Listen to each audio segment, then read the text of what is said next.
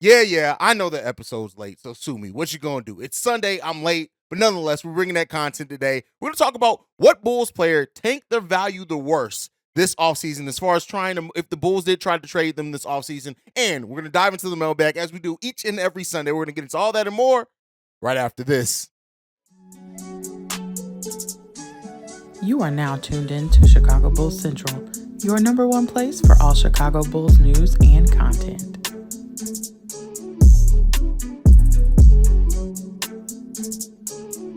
All right, Bulls fans, welcome to another episode of Chicago Bulls Central, your number one spot for everything Chicago Bulls related. And we're going to jump right into it today. So I wanted to ask the question, who tanked their value the worst? Now, we still are going into our player evaluations, and both these players really I still have left to evaluate their season. But when you look at Javonte Green and Ito Sofu, I really don't think any other Bulls players on this roster tanked their value worse this season with their play. Now, Javonte was injured, right? Missing, I think, about 50-something games, if not a little bit more than that this season. And then you look at Ito Sofu, who came in and had the perfect situation to up his value, to probably get a great contract. But Ito Sofu's season left much to be desired from Bulls fans and hopefully, more importantly, from himself. Now, the reason why I'm talking about how they hurt their trade value is because if you look at it, right? If the Bulls did, and there's coming into the season, there was always that mindset of, is it going to be Kobe? Is it going to be Io? But the fact of the matter was this, is that if a team did want to go out and get Ito Sofu, if Io played a really good season and Kobe White still had a good season and the Bulls were just like, we have to decide between one of these guys, the Bulls could have facilitated a signing trade. Now, it's very possible that they could still do that, right? There could be a team, as much as Ito Sofu's value is low, that comes in and says, hey, we saw the flashes of Io last season. We think we have a better coach. We think we have a better development plan. We're going to go after Ito Sofu. We're going to bring him into this roster, and we're going to trust that we're going to get more out of him than even what he was his first season. And they may need the Chicago Bulls to facilitate that. Now, when you look out in the free agent market this season, there are not a lot of teams with money. It's just not. And see, look, I even turned off my lights. I'm late, didn't have the lights on, but there aren't a lot of teams that have a whole lot of cap space, and they could be looking at that to say, hey, can we pry? Can we get Ito Sofu from the Chicago Bulls? We don't want to risk them matching. All right, let's throw in a second, right? Let's throw in a heavily top 20 protected first, right? Now, one could say, hey, you crazy, Hayes, if you think that somebody's going to offer that for Io. And I'm not saying that you're wrong, but you just never know when it's a player this young, right? And we've learned here in Chicago as well is that when you have a player this young, yes, he had one bad season, right? A terrible season. I do not want to undercut it at all, just how bad Ito Sofu's season was, because it was bad, right?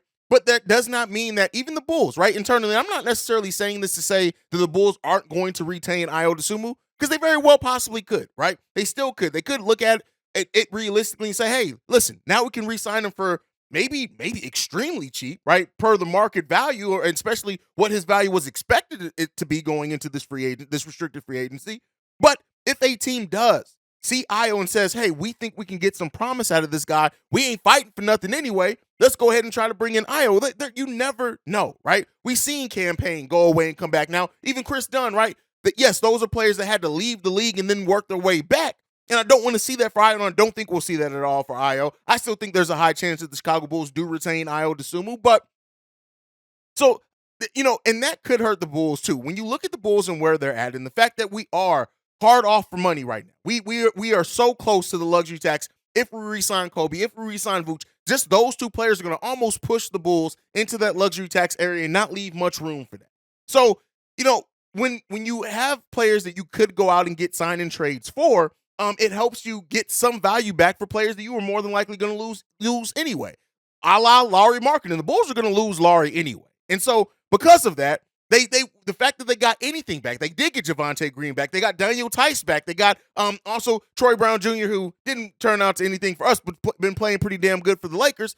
But now when you have players that him and Javonte, who I thought at one point that Javonte was going to get it as an energy guy, as a defender guy, he missed 50 games this season. And so you have to ask your question too, how bad did that hurt his value out there? Now, I do not think both these guys are going to come back. I think when you look at DJJ, he's already said he's going to accept his option. When you look at that, we need to add some size. I think the writing on the wall is there for Javonte, but could they still get a sign and trade? I think both these players, though, extremely hurt their value, not just trade value, but their value out on the market. And because of that, you got to wait and see how that ends up impacting the Bulls. Had both these guys played the season that we thought that we were going to have from them coming into the season, even if a team offered Io a deal that the Bulls just could not match, you had the chance of maybe working in a sign and trade. Now I wonder if that's still going to be the case. Again, it's pie in the sky type thing for me. I'm all the way down at Z when we're still at step A. We don't even know what the Bulls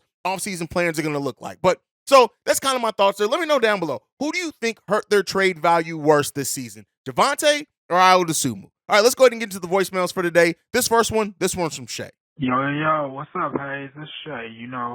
I was thinking, and I heard this when Big Dave and those other guys said it, and I probably left you a message about this before, but I think we should give Portland back their pick, and, maybe we get some of their depth that they have over there. Maybe bring Drew Eubanks over here, along with Cam Reddish. That could solve our backup power forward problem and some of our shooting problem, and maybe our center problem, because Eubanks can also stretch the floor. He can block shots, and he can play backup 5, and I think he's about 6'10" or 6'11". Anyway, man, tell me what you think. Peace. All right, now Shay talks about so there's a couple of different things with this Portland pick. I actually talked about it here, I think on the episode before last, Shay, but I'll talk about it again for you. You're one of the biggest supporters here. Is that there's a couple of things going around, right? The Bulls the protection on that Portland pick is so heavy that it limits their ability to really include first round picks if they even were to try to bring in another superstar to pair with Dame Lillard. So there's a couple of different permutations that could happen there. Yes, the Bulls could call them up and say, hey, we'll remove those protections. We don't even need the pick if you give us a player back. But what I think is more than likely and probably would be the better scenario is the New York Knicks pick. If they said, hey, let us get that pick outright. We don't have a pick this year's draft. We want a pick in this year's draft. Let us get that pick. You have your own pick that's going to be in the lottery. We will remove all protections. You have all your own picks going forward. That is, I think, the most likely scenario. And why that does help the Bulls out some is that it gives the Bulls a pick in where they may not have one. And then I would say this, I would like to see the Bulls go after that pick, even if we do end up getting lucky and falling in the top 4. Right now, that New York Knicks pick is slated to be the 23rd overall pick in the draft.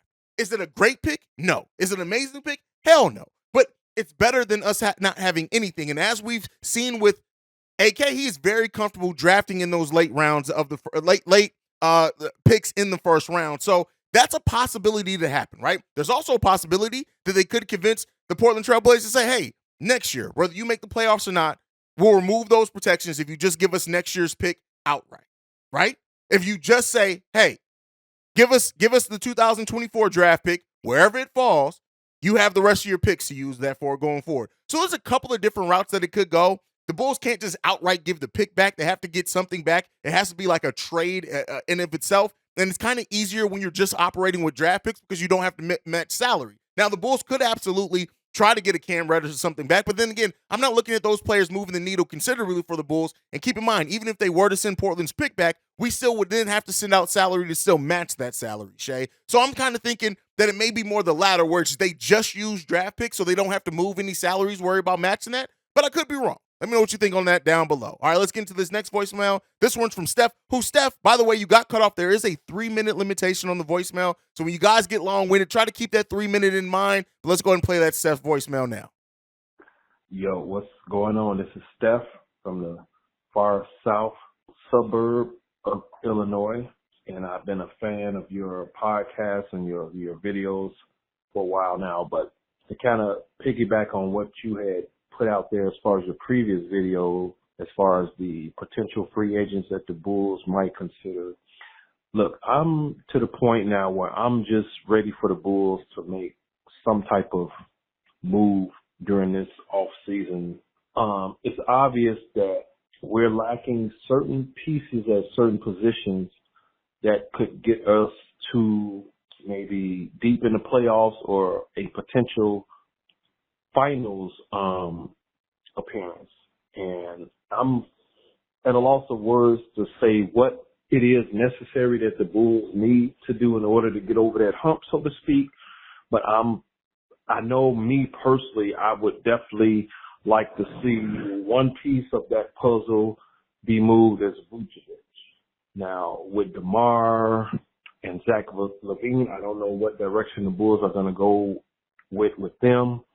Alonzo Ball, great player, but for whatever reason, his health has been a question. He hasn't played a full season with the Bulls in the last, 2 years. So I'm pretty sure they're going to try to move him and do what they need to do with his contract situation. But I really can't say because I'm an avid Bulls fan, but you get tired of being to the point where you see the expectations or you get excited about the expectations of a season, and then only to have your hopes and your feelings down because they started off great the first half of the season. Now they're like they done dropped down to the bottom half. And the same thing with the Bears. You get geeked up and excited about them as far as their season, and then it's just some reason they find reasons to let you down. But I just don't know what the answer could be for the Bulls. We definitely need to obtain certain parts of this puzzle in order to get to that glory days again, and I don't know what it's going to take or what players we have to bring in to do that, but it's something that we need to do. And I think a lot of the players that we target that we're interested in that could be a good fit for the Bulls for whatever reason, because of how management and the owners have treated. All right, a couple of things here. How do the Bulls get over the hurdle, bro? That is what they pay AK and Eversley for, bro. Because I tell you what, right now, I can come up with a bunch of trades, and shout out to you guys who come up with the 2K trades in the comment section every single day that have the Bulls getting Jeremy Grant and Jacopoto and Jesus all in for Alex Caruso and DeMar DeRozan. Shout out to y'all for having that much time. A lot of that shit ain't realistic though, but nonetheless, I love you guys for it anyway. But it's up to AK and Eversley. They have to find a way to meaningfully improve this team or not. Here's the thing that I say that is that the Bulls may very well be motivated next season to allow this team to bring most of it back. And I've said this before, there's a high probability they bring most of it back. And then if they do struggle next season, then maybe at the trade deadline you move DeMar. Maybe then at the trade deadline you start selling off pieces because guess what? The Bulls do own their own first-round pick outright next season. So we could very well see, and DeMar DeRozan's contract also comes off the books next season. Lonzo Ball gets closer to that too. So we could very well see a scenario in which the Bulls do run it back and maybe even stay bad or maybe even put Patrick Williams, Kobe White in a position to where let's force their development. And if they don't develop, we're going to have a lottery pick. We're going to have a top 5 pick potentially, and we'll own it outright because we don't have that pick is not owed to anyone. So I want to prepare everyone for that is a likely scenario. We could be in store for another long-ass season as Bulls fans that maybe even culminates in having a top 2-3 pick. We'll see, man. Now, as far as the second third of it, move Vooch. I disagree with that. You guys know I'm a Vooch guy here. I would love to see Vooch stay on this team. Now, I will say this, even with how much I appreciate Vooch as a player for what he does do well, here's what I'll say also is that if the plan is to just let your pick fall wherever it may, you may let Vooch walk. I mean, I'm not saying that that's a likely scenario, but hey, I don't think moving Vooch is highly unlikely, right? Unless a team, and I even said this, right, is that with the lack of free agent money potentially available this offseason, it's probably still a high probability that Vooch is going to be back just because we'll see what he can go out and get. But if a team does want Vooch, the Bulls may be in a situation that they can really do force a sign and trade just because there is not a lot of money out there on free agency this year. There are not a lot of teams that are going to be projected to be in a much better position. There's definitely teams that are going to be a better position than the Bulls, but not markedly better to where Vooch may walk if his goal is to try to win a title. So if a team that is closer wants to go after Vooch, they can do so with a sign and trade. And maybe the Bulls, much like they did with Lauri Markkanen, can get some pieces back that end up being pieces that matter to us. And we'll see what we can get in that. So let me know what you guys think on that one as well. But and then next, what up with that is moving Vooch is unlikely, and so moving Lonzo is also unlikely. That's probably not going to be something that comes either. The Lonzo Ball thing, it's going to be hard. Unless they use one of the exceptions, and that's even becoming more unlikely. It doesn't seem like it's going to be the case for the Bulls. But hey, we'll end up seeing, man. Thanks, Steph, for leaving that voicemail. You guys can let me know what you think on that one down below. Last voicemail for today. This one's from Ricky Carroll. Everyone's favorite drunk uncle, Ricky Carroll. What up, Hayes? This is Ricky Carroll. I've been sitting here watching you guys broadcast. I'm going to start off with Billy from the beginning, okay? You and I had this talk back in November, December, and I was telling you about Billy. and I was telling you about your boy AK, and I was telling you about Patrick. I was telling you about the time that Zach and DeMar was having words, man. When they came together and you seen them on TV talking to each other, and they played a lot better. Billy is the problem. We lost 15, 16 games because of Billy. We lost what? We forget about 4 or 5 games kicking from us from the damn officials.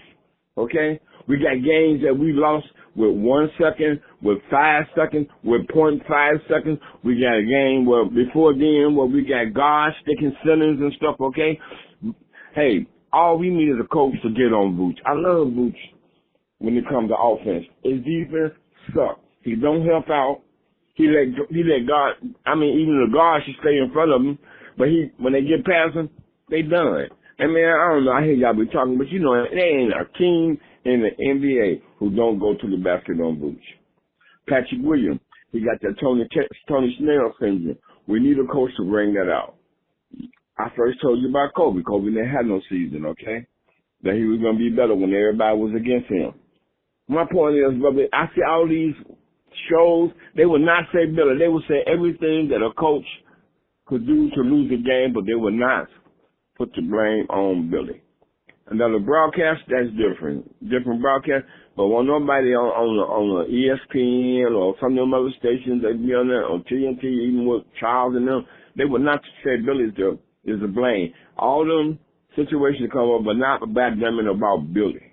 I told you about Billy. I told you that you would feel this way because I've been following him for a long time. I followed him at Oklahoma. Okay, I followed him in college.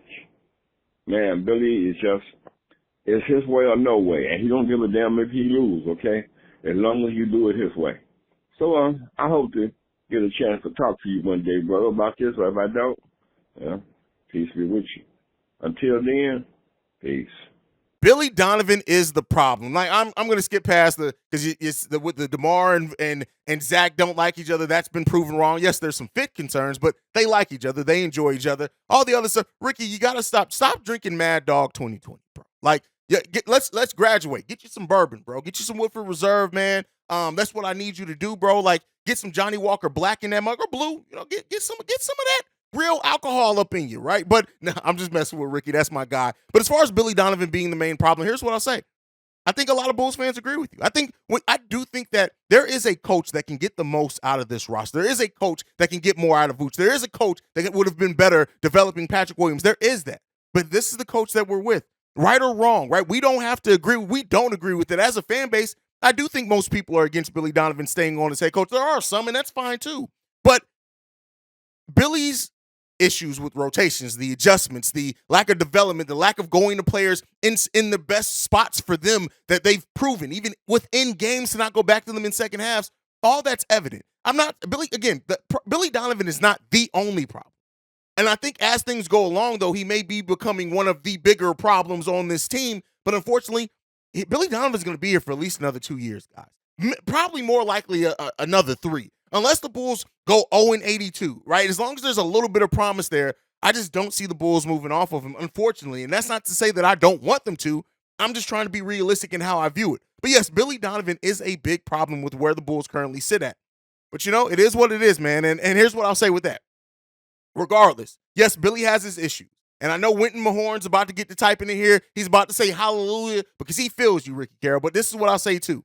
You still, no matter who your head coach is, you have a duty as a front office to put the best roster you can possibly go out there and get and give the coach all the tools possible. And I could say this. They honestly haven't. They still gave Billy Donovan a roster that was kind of imbalanced. Now, Billy Donovan didn't use the size that they did go out and get in Andre Drummond efficiently and effectively all season. So that, again, points to a problem with head coach Billy Donovan. But you can still improve this team. Winton Mahorn is my guy. He's the biggest supporter. I think he was subscriber number 2 on the channel. And he hates Billy Donovan. And every time I see him type, and it's like, bro, I feel your pain. It's not that I don't feel the pain. The Billy Donovan pain throughout Bulls Nation is real. But I think some Bulls fans are just coming to the realization that they bet on this guy. They hitched their wagon to Billy Donovan. He's not going anywhere anytime soon, unfortunately. All right, let's get into this last mailbag. This one's not a voicemail. This is a comment left by Edward Herring. Let me know if I mispronounced your last name there, brother, but thank you so much for leaving this. He says this. The potential Alonzo Ball disabled player exception has some limitations. You can only trade for a player in the final year of his contract. That's actually wrong. If you're doing a trade, the player has to be in the final year of their contract, but you can sign a player, any player outright that's a free agent also with that exception. So that is that. You can sign any player that is a free agent with that deal. Now, if you're trading for a player, they only have to have 1 year left on their contract when you're trading for them. Let me just add some clarity there. But he also says this: I will use it to trade for Orlando Magic guard Cole Anthony. I think he's on the verge of figuring it out and becoming a player in the association. He came off the bench because the Magic are invested in Jalen Suggs and Markelle Fultz, but Anthony is a starter. He's a 3-level scorer, explosive, a good rebounder for his size, has improved his playmaking, and can make 3 points. 3-point shots. Bulls are limited in what they can do, but Anthony adds more talent in the backcourt, and you can get him locked in for a team-friendly price. Here's what I'm going to say. I'm not a Cole Anthony guy. I honestly think of all the young guards they have there, Cole Anthony is the one that I would not want to bet on. On top of that, that man's hairline is absolutely trash, and I would flame him every time he misses a shot, and that is not fair to him to set him up for Petty Roosevelt to be on that man's head every single day. Now, is Cole Anthony an improvement? Absolutely, over some of the things we have here. You look at what Cole Anthony did last season. 13 points per game, 5 rebounds per game, 3.9 assists on 45% shooting. His 3-point shot, 36%, taking 3 3-pointers a game. I'll say this. I'm not high on Cole Anthony's ceiling, but I can recognize what he is as a player now. And you're bringing in a guard that's 6'3", 185 pounds, he only just played 3 years in the league. He's 22 years old. And so, yeah, for example, if the Bulls were to lose and let Ayo Dosunmu walk, and we already know Pat Bev is probably not coming back, and you replace that with using the disabled player exception to go after Cole Anthony, you're trying something there. And if it doesn't work out, he's in the last year of his deal, you got cap space back, right? And I think that's important. That's a great kind of forward thought, and I don't even know if you planned this out, Edward, but it's great because of this. If you do trade for Cole Anthony and he does not work out for you, you then maintain that cap space that you used in that disabled player exception. You then push that off to next season, right? You let him go. DeMar becomes a free agent. You have now basically kicked that can, and so it's definitely a possibility there. And then, so again, Cole, you could do a lot worse than Cole Anthony. I'm just not the highest on Cole Anthony, but I can understand the mindset there. Bulls fans, let me know what you guys think down below. Do you think that if the Bulls do file for a disabled player exception for Alonzo Ball, could Cole Anthony be a target there?